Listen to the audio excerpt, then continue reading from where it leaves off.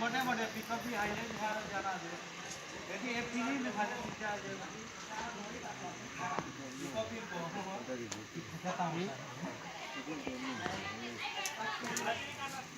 बहुत